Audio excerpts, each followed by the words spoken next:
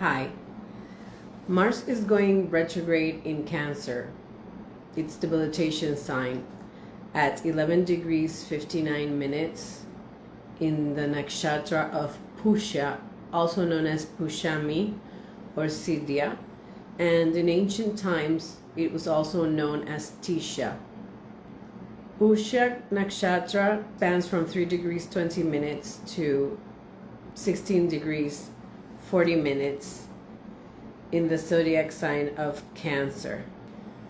The word Pushya means to strengthen or to nourish, so it's known as the nourisher. Moon rules the zodiac sign of Cancer, and Saturn rules the nakshatra Pushya. Its deity is Brhaspati, which lordship of Jupiter was given to Brhaspati by Lord Shiva. Pushya's symbol is the lotus flower or the cow's udder. Its Shakti is Shidravyapani Shakti, or the power to quickly attain one's objectives. Mars is the god of war. It represents energy, it represents action, it represents courage, it represents impulsiveness when it's not in dignity, how a person asserts themselves in the world, anger, violence. It also represents land. And Cancer is the natural fourth house, so it represents the mother, it represents the home, it represents your homeland, your home country, it represents your countrymen, it represents the sea, it also represents food, since the fourth house has to do with the mother. It also has to do with nourishment and cooking, because we just talked about Pushya Nakshatra being the nourisher star.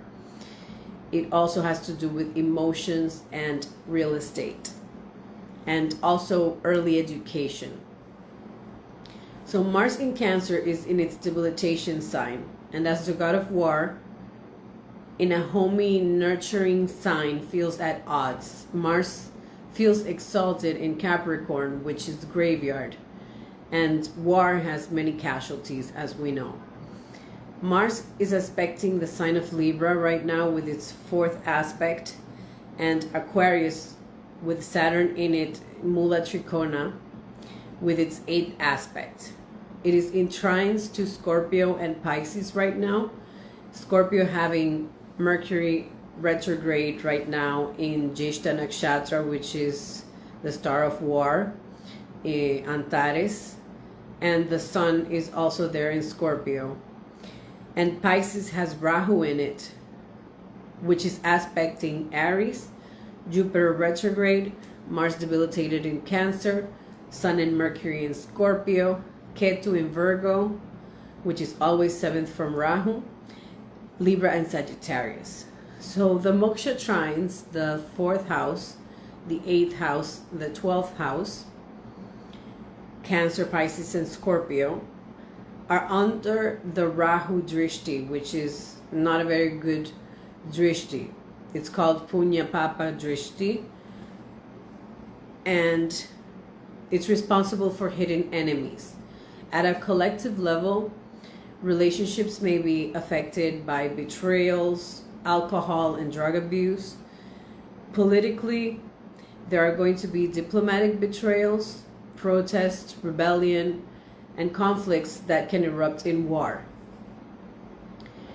So the countries that basically are at play with this retrograde, which is going to last for 80 days, starting December 6th until the 23rd of February 2025, is basically, for example, Mexico has ascendant Cancer and has Saturn retrograde in the ascendant with Moon exactly at 11 degrees 56 minutes, which is where Mars is turning retrograde in Cancer.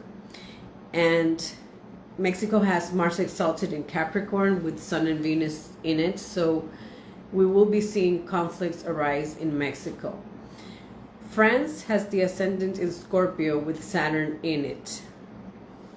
It also has Ketu in Pisces. It has Moon exalted in Taurus with Mars. And Venus debilitated, but with Nichavanga exalted Mercury and Sun and Rahu in Virgo. We've seen that France has recently suffered a government collapse, and its ascendant is in the Moksha trines. Canada's ascendant is Pisces, and it has Mercury in Cancer in exchange with Moon in Gemini, conjunct Sun. Germany's ascendant is Cancer at 29 degrees 51 minutes, and Moon in Pisces at 18 degrees and 9 minutes. Israel has Moon and Saturn in Cancer. Italy has Saturn retrograde in Cancer in exchange with the Moon in Capricorn, and Venus, Ketu, and Mercury in Scorpio.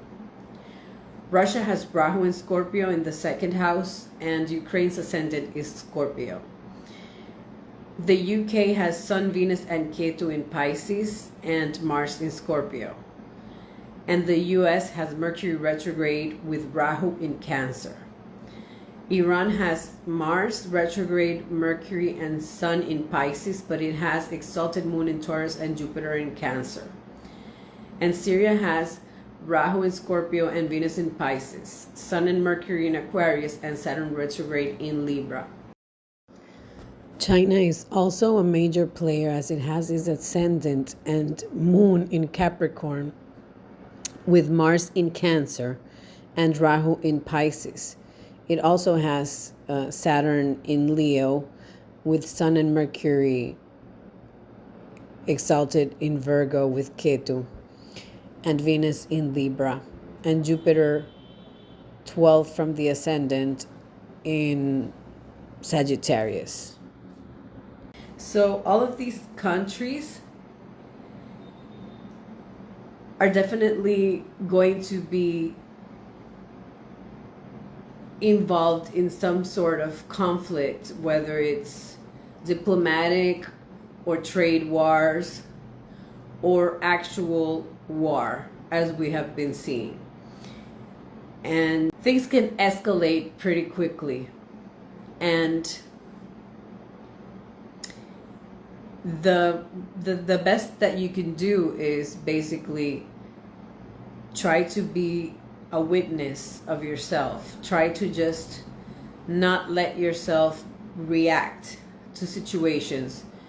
If something triggers you, if something gets you upset, try to control your anger, control your emotions, control yourself, and try to take the high road. I know that's more difficult than it sounds, or easier said than done, how you say, but ideally don't fall into the trap of the triggers, because conflicts can, escalate really quickly. But my recommendation would be to let it slide. Just forget about it, ignore it, because if you engage in a conflict, it's not going to end pretty.